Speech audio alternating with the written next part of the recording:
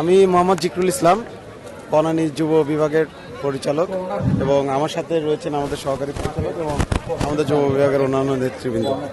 যুব বিভাগ আজকে একটি এখানে টুর্নামেন্টে অংশগ্রহণ করেছে। আমাদের যে টিমটি রয়েছে সেটা হচ্ছে যুব স্পোর্টিং ক্লাব। তো আলহামদুলিল্লাহ আমাদের টিমটা খুব ভালো খেলেছিল, কিন্তু দুর্ভাগ্যজনক শুরুতেই গোল খেয়ে যাওয়ার কারণে হেরে যেতে হয়।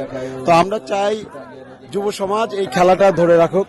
আমাদের সমাজে যে যুবকরা রয়েছে মাদক থেকে দূরে থাকুক, তারা খেলার মাধ্যমে নিজেদেরকে উজ্জীবিত এবং শারীরিকভাবে শক্তিশালী হোক।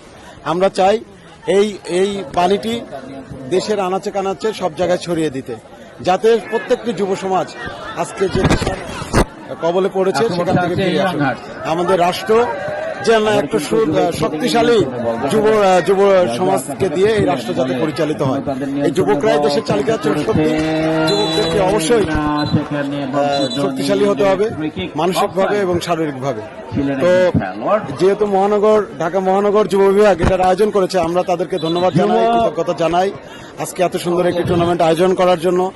এবং আমাদের বাংলাদেশ জামাত ইসলামীর যারা রয়েছে তারা সহযোগিতা করছে। আমাদের 17 নং আসনের প্রার্থী খালিদুজ্জামান ভাই, তিনি একজন ক্রীড়াপ্রেমী মানুষ। তিনি খেলাধুলার পাশে সবসময় থাকেন এবং আজকে খেলাধুলাকে সে প্রমোট করেছেন, যুবকদের মাঝে ছড়িয়ে দিচ্ছেন।